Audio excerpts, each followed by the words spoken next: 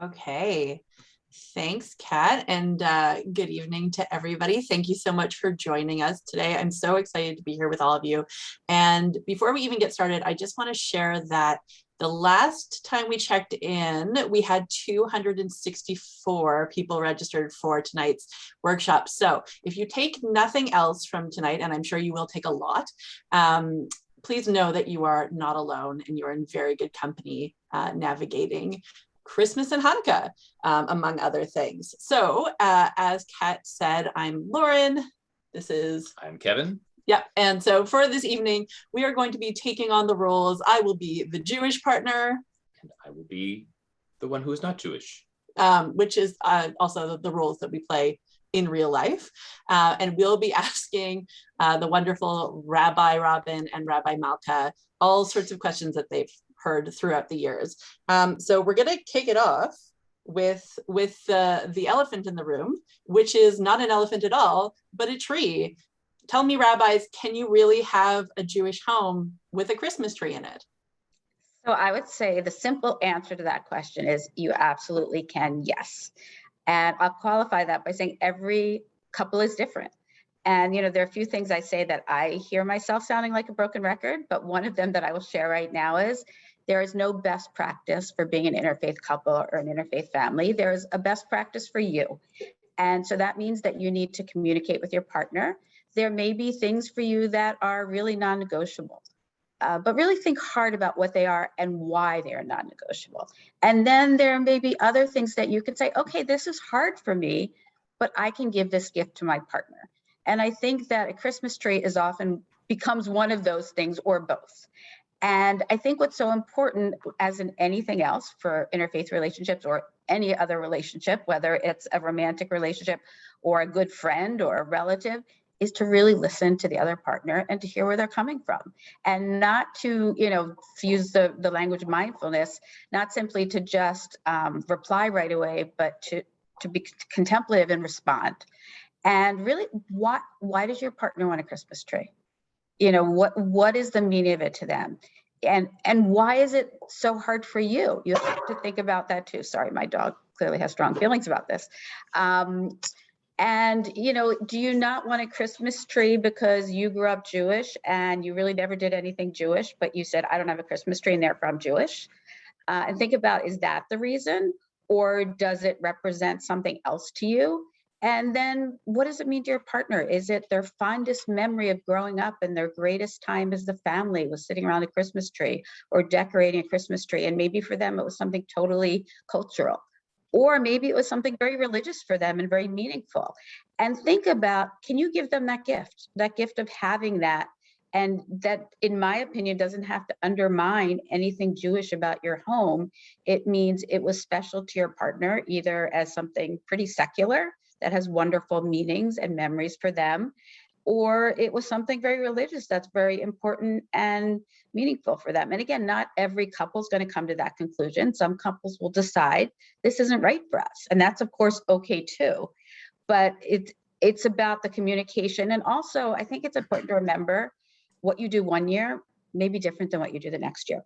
So maybe you'll say, okay, we'll try it and see how it feels. And, it doesn't mean you're going to be doing it for the next 20 years.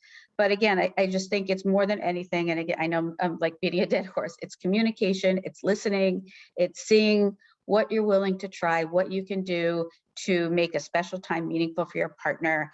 I don't think, I've heard so many Jewish, and I'm sure those of you who work in Jewish education and my peers at 18 Doors hear all the time from Jewish educators who during the pandemic really had a peek into the home of their religious school students, for example, and saw many, many Christmas trees over the last couple of years. Or look on Facebook and see, very involved families in the Jewish community who have a Christmas tree. And at least in my opinion, that does not make them any less Jewish.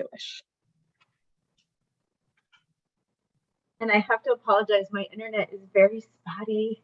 So I missed some of the things you said, Robyn, but I'm thinking I'm saying something that you haven't said, which is really looking at what does that Christmas tree mean?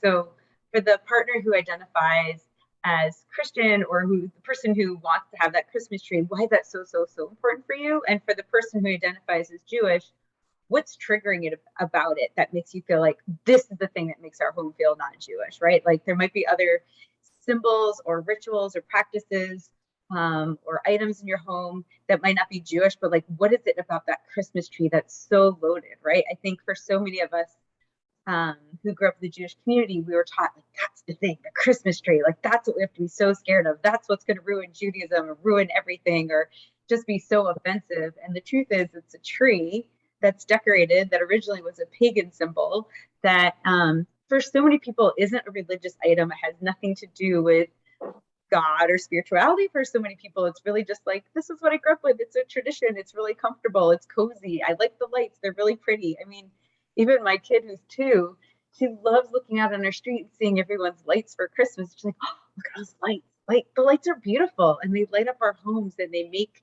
this season really beautiful. And so it's just so interesting that the Christmas tree has become that symbol that's just so uncomfortable for so many people. So I think it's really important for the partner who grew up Jewish, who identifies as Jewish, to really look at like, what's that trigger for me? Why does that make it feel like this is what makes our home not feel Jewish? But like maybe eating a cheeseburger doesn't bother me, or, you know, maybe there's some other things that we do that those aren't feeling offensive or uncomfortable, but it's that tree that I think so many of us are raised to be so fearful of. But it's really not a harmful symbol. So I think it's really good for us to really look at what we were taught and how to debunk that and talk about it with our families, talk about it with our partners and with our kids and whoever else we can talk to about it. I'll just add also one more thing you made me think of is you may feel differently about Christmas trees when you have children than before you had children. And, you know, it might be a conversation you've had before that you need to revisit. I would suggest not revisiting it, hopefully now, for example, like when it's in December, if you haven't, you know, it's something you might want to visit a little bit earlier when there's a little less tension and immediacy around it. Thanks so much. Yeah, it's interesting that you use the word triggering, and I think that it's so funny and interesting to explore what it is, you know, where those lines are, what things are triggering and why they might be. I know a lot of families who might be comfortable having a tree in their home, but then there's something about the like mixing of holiday symbols that's uncomfortable to them, and like having a little dreidel ornament or something on their tree feels like a bridge too far for some reason. Like separate but together works. And it's interesting to see how different families approach things. Kev, do you have a question for the rabbis? I have a question. I don't understand why my partner barely does anything Jewish all year with our children, but then they get very upset when I want to put a Christmas tree or hang stockings or put out cookies for Santa and so on. Why is this? So again, I think it's very similar to what we had talked about before with this idea of, and this is not for everyone, but for many people who grew up Jewish, like that was the thing we're told we can't do. Like somehow that was crossing a line. For some people who may have almost done nothing Jewish, like that almost becomes their identity. And I'm not saying that's true of everyone, certainly, but you know, as I mentioned earlier, the identity is we don't do that. You know, I've often heard people say, which I don't think is the answer to this, well, make Passover, I guess you should make Passover really special, like you should make all the other holidays special, but, you know, do all that and then, you know, everything's okay. It doesn't get rid of the December discussion that you need to have. You know, it can still be challenging, but I think that just for Jewish people in our society as a minority, for many of us, for many Jewish people, there was this threat of if you give in to Christmas, somehow that you're fully acculturating or assimilating into the society. And even no matter else what you do or don't do Jewish, doesn't matter almost, that somehow that's the sign of the ultimate assimilation. Yeah, and I think, you know, I think that goes back to the point of, you know, I talk about this with couples often, that the partner who grew up Christian or not Jewish, their families generally are not scared of Christianity dying out, because it's not, right? Christianity is pretty huge. And the Jewish community is very scared of Judaism dying out. We're a much smaller community. And so there is a lot of threat. There's a lot of history in the Jewish world of violence and people trying to kill us, right? That's like the whole summary of Jewish holidays, right? They tried to kill us, we won, let's eat. So there's a lot of fear in the Jewish community. And so that Christmas tree or those different symbols in especially for Christmas can feel very threatening to Jewish communities. And so I think it's really important to remember, like, what's the history, what's the fear, and what's the community that you're coming from in the context. Can we talk a little bit about the competitive nature that comes up with the Christmas Hanukkah situation? We often say that Hanukkah is not a big deal holiday. I don't know if that's totally true. I'd love to hear what you have to say about this, but that competitive thing and trying to make Hanukkah a bigger deal and the Christmasification of Hanukkah, like, how do we navigate the competitive nature that comes up with this time of year? I like that word, the Christmas vacation. I can't even you can't say it either. But I like the concept, right? We're Christmasizing Hanukkah, right? Because that's what happened, right? If you look at Jewish communities in other countries, there aren't presents every night. There isn't this whole big thing with the lights and the decorations and all this, the competition. That's a more modern concept, and that's a very American concept. And I think it's a very tricky thing, because on the one hand, it's like there is this feeling of competition. On the other hand, we're never going to win if that's the game we're going to play. And so what I always like to share is, like, there are other ways to celebrate Hanukkah besides like making it feel competitive. It's about figuring out what are the joys of Hanukkah and also celebrating other holidays. So it's not just this one holiday that we have to put so much emphasis on. But for example, I have a 2.5-year-old, and she is obsessed with the candles. When I asked her, what's your favorite thing about Hanukkah? She's like, lighting the menorah. And like, her whole like body just lights up when we light the candles. She's like, oh my God, this is the coolest thing I've ever seen. She loves, like, we have this huge blow up dreidel. Like, we just focus on, like, what are the fun things about Hanukkah, not how can we make it cooler, what makes it so interesting. And again, she's 2.5, so she's younger, but even as kids get older, it's figuring out what can you do to make Hanukkah feel special. So I have a friend who wrote an article. She grew up in an interfaith family, and now she's in an interfaith marriage, and they're raising their kids Jewish. And she used to try to compete and do all the lights and the presents and all this stuff. And then she realized, that's not how I want to play this game. I want to just celebrate Hanukkah for the sake of Hanukkah. And so for her teenage boys, they just didn't have to do homework that week, and they would have family game nights and reading stories by the fire, and just found really fun activities to celebrate every night of Hanukkah that weren't about presents and consumerism and excitement and making it glitzy. It was really just, how can we have a really special family time together? And your kids loved that. So I think for me, it's really understanding the essence of Hanukkah rather than trying to make it competitive with a holiday that has really different origins and understandings, and just making sure that we're just really being authentic with how we celebrate. I would agree 100%. And, like Malka, I would say, if you try to compete and make Hanukkah to what Christmas is, you're going to lose, because there's no comparison as far as, the tree and the carols and the gifts and all of that. And that's not what Hanukkah is supposed to be. But, and it is a minor festival on the Jewish calendar. However, I guess the plus side, which I don't usually think about, is it's a minor festival that people know about and celebrate. I wish people would know about and celebrate all the Jewish minor festivals. So in that sense, it's, it probably, they say that Hanukkah and Passover are the most widely celebrated Jewish holidays. And I'm pretty sure Hanukkah is for no other reason that it comes in December. So, I guess that it is a side benefit for the Jewish community of it being near Christmas, is it does get celebrated more. I just think we have to have a perspective of what we're celebrating, and that they're two very different holidays. And for interfaith families to figure out what each of them mean to you and how you're going to celebrate each of them in your home. And it doesn't have to be trying to make them similar in ways that they're not. Yeah, I love that. I love the not painting them with the same brush, because they're not the same thing. I feel like I saw a card recently that said something where someone said something along the lines of, they're both about peace. And we're like, no, they're not. I mean, not really. Hanukkah's not really, it's actually a military victory, but okay.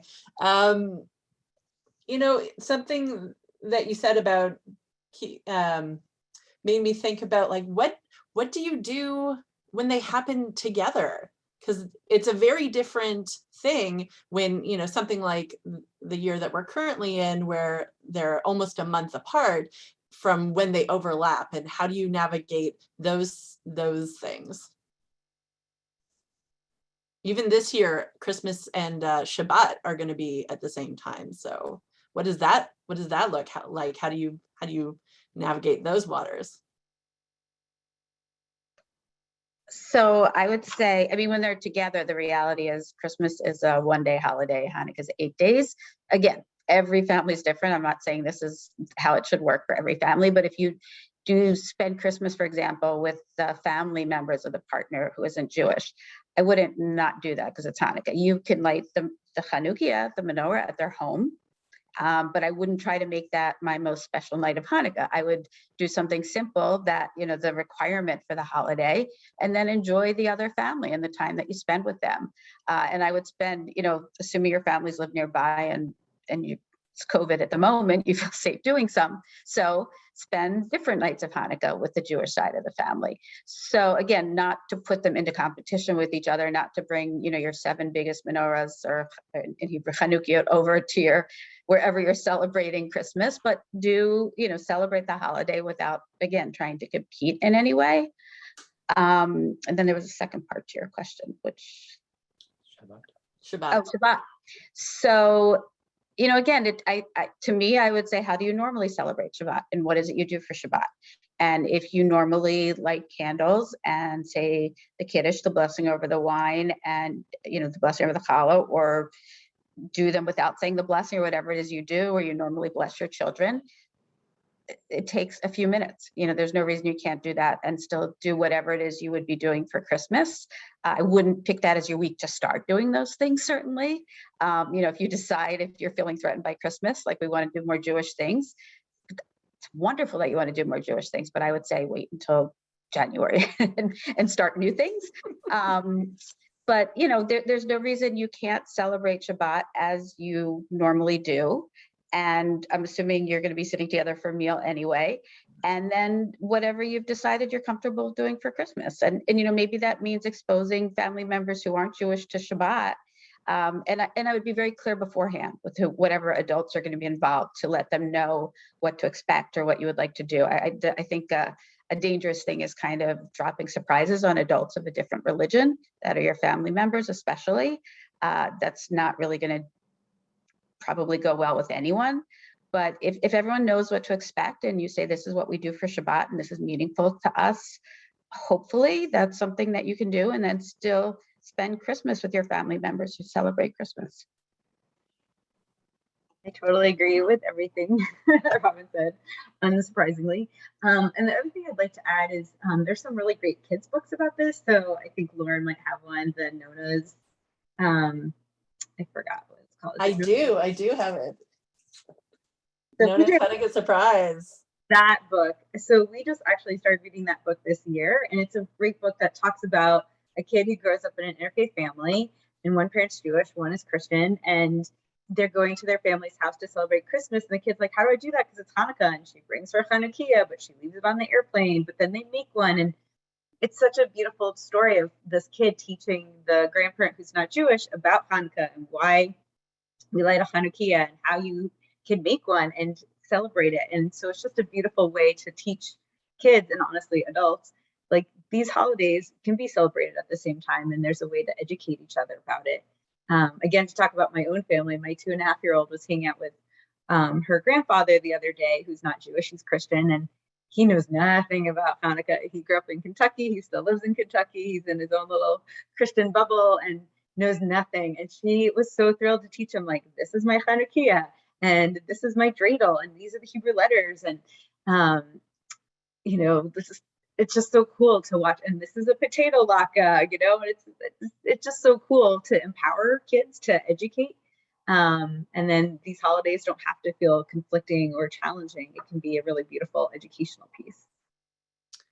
I love that. That's such a beautiful image, and reminds me of being at your parents' house and you know, explaining to your parents the Hanukkah lighting it in front of the Christmas tree, and just all that light sort of in one eyeful was so beautiful, and like a really special moment. There's some questions coming in, which I know we're saving a little bit for the end, but it touches on something that I feel like we should get to. How does one talk about Santa Claus or Santa especially with kids who are growing up being raised Jewish? Any tips? Any advice? Not everybody speak at once. Sorry, my computer just cut out. I didn't hear the whole question. Santa, talk to us about Santa. If you're a Jewish kid in an interfaith family, or if you're a kid in an interfaith family, and what do we do with Santa? What do we do with Santa? I love the Santa question because I think it's such an interesting concept, and it has so many answers. I actually, a few times over the years, including today, post on Facebook, like, how do you teach your kids about Santa, no matter how you identify and how your kids identify? And the answers, there's such a broad range of answers of, do you teach that Santa just represents the Christmas spirit? Do you teach your kid, we don't believe in Santa, but don't tell your friends, and if you do, you'll not be invited to their birthday parties? That's a common one. Do you teach your kids that, I had one couple, I love this answer. They said they had Santa bring things like socks and underwear for their kids, like things that anyone could potentially afford, and that the parents were the ones who got them the fancy gifts, to show that Santa doesn't give fancy gifts to the rich kids and like small gifts to the kids who don't come from, wealthy homes, because that can also be a very strange disconnect of, why is that kid getting the Xbox and this kid is getting a pair of socks? So how do you educate about social and economic classes around Santa? So I think there are a lot of different answers of, how do you explain it? When do you explain it? Do you compare it to the tooth fairy? That this is just another thing, that Santa, exists for those who believe in Santa. I actually have a friend, she wrote an article, she just posted it, and I can post it in the chat. She wrote an article for CNN about her kid's experience. She grew up in an interfaith family, and she was raising her kid, and talked about how she slowly was telling your kid, and it's an important conversation about telling the truth. Like, do you lie to your kid and then they don't trust you? Or, so I think it's a complicated, interesting conversation, and it really depends on the age of your kid, how you're raising your kid, what values you want to teach to your kid, what do you want Santa to mean or not mean. And I'd love to hear what others on this panel think, but also I think it'd be cool for people to put in the chat, like, do you have stories or interesting things? Because again, when I post it on Facebook, every time I get like 60 answers and interesting stories. Like, I have one friend, she and her husband are both Jewish, and they're raising their kids Jewish, and they told their kid there's no such thing as Santa, but don't tell your friends. But the kid told their friend, and the friend was devastated, but then those two told another friend, and then they were devastated. It was just like this whole trauma. So how do we prevent creating trauma for other kids, no matter how we teach our kids about Santa? I just have to share, I have one of those kids. My child, both of his parents are Jewish, and when he was about 7, he knew Santa wasn't real. And he was one of those kids who felt like, I have to tell the truth to everyone, everyone has to know the truth. And we were out with my best friend, who his son was a very good friend of his, who was from an interfaith family and who had been told that Santa was real and who believed in Santa, was so excited about Santa. And my son is like, nope, Santa's not real, and kind of ruined it for him. And for like 3 more years, we wouldn't get together between Thanksgiving and Christmas because of my son's need to insist that Santa's real and ruin it for his son. But I think, for an interfaith family, I don't think it's that different from a tree or anything else as far as how the parents make that decision. It's, what does it mean for the parent who's Jewish to say to the parent who's Christian, what does Santa mean for you? Or, is it positive memories? Is it, why is it important for you to teach our child? I agree with everything Malka said too, by the way, like that, yes. And then that conversation to continue with, why is it important for you to tell our child this? What do you think they will gain from it? And I don't mean gift wise, but kind of the magic of Christmas wise or whatever it is. Was that the most exciting thing for you ever, to leave out cookies, and maybe it was. So, and then for the parent who's Christian to explain why it's so meaningful, like how Christmas was just magical because this person has the best memories of making cookies with their parent and leaving them out for Santa, and then they were gone in the morning and they want their child to have this, or having those the stockings hanging on the mantle was like just the best part of their childhood. So I think hearing that from your partner, why they want to teach about Santa or don't teach about Santa, why it's so hard for the partner who's Jewish, is really important. And then kind of to use that as a starting point for the conversation. Thanks so much. I was a person who grew up with some Santa trauma and feeling very left out. So I'm enjoying the having Santa. I don't know how long it will last, and hopefully our children can't hear us talking right now. But I don't think too deeply about it, and it's okay while it's lasting. We have a Hanukkah question for you. Yes, just to shift the conversation to Hanukkah for a minute. Is lighting candles and saying bracha or blessings inappropriate if you're not the Jewish partner, or can only the Jewish partner do those things? Have we been doing it wrong? Please tell us. Do you want to start or do you want me to? Either one. I can start with there's Okay. nothing you're doing wrong. So, I think that goes for me back to the question of like, what's your intent and what are you trying to do? Right? Because I think in that question, there's that question of cultural appropriation. Like, who can light the Hanukkah candles? Like, is it only the Jewish partner? Can it be the adjacent partner, the person who's Jewish adjacent? Can it be, I know some Christian families who are like, I like lighting Hanukkah candles because that's just really pretty. I think that's cultural appropriation. That you're saying, I like what your culture does. I'm going to do it at my home by myself and get something out of it, right? So I think it's important to look at what are your intentions. What community are you part of? What blessing are you saying? What does that mean for you? I think if you're in a Jewish family or interfaith family with Jewish people, I think anyone can light those Hanukkah candles. And I think, going back a step, and I think Robyn would agree with me on this, the thing that I love about our organization, 18 Doors, is we're here to say yes. We're here to say, what's going to make something meaningful for you? What's going to make that ritual feel alive for you and your family? And so if that is really meaningful when the partner who isn't Jewish lights the candles, awesome, right? And my wife and I both have, so for those of you who don't know, I'm a rabbi and my wife is a pastor. So she's definitely not Jewish. And we both light the candles. We both say the blessings.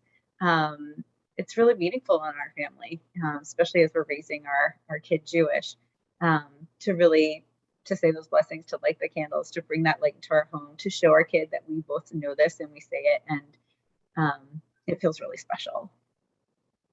I would agree as well. According to traditional Judaism, because the blessing we say is we speak of God who commanded us to light the lights. And, there are certainly those who would say that someone who isn't Jewish isn't commanded to do it.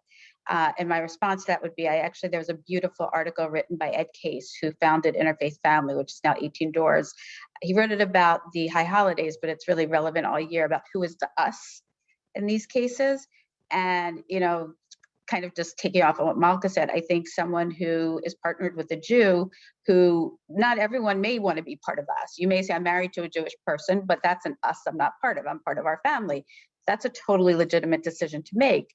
But there are many people, in Malka's Mercy, her partners of her spouse is a perfect example. She practices and believes in another religion, but also identifies as part of that us in the communal sense, because it's the person she loves who brought her in, but she feels also part of the community. So I think if someone does choose to identify, someone who's, whatever term you want to use, Jewish adjacent, in love with the Jewish person who identifies as part of the us, even though they don't identify as Jewish, I would say personally, I think that's really beautiful. And yeah, go ahead and light and be the one to do it. Or, if your Jewish partner is out that night and not with you and you're home with your kids alone, like, do it, go for it. If you choose to, or, if you don't choose to, maybe if you have a child who's old enough to do it, if you're not comfortable doing it, Or, thank God we're in the day of Zoom and FaceTime. You could ask the Jewish partner to do it virtually with you.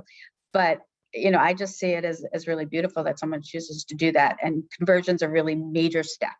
And you may not be at a point for a gazillion reasons that you ever want to make that step, but you could still feel very much close to and part of the Jewish community. So I guess we're not doing it wrong. Yay. I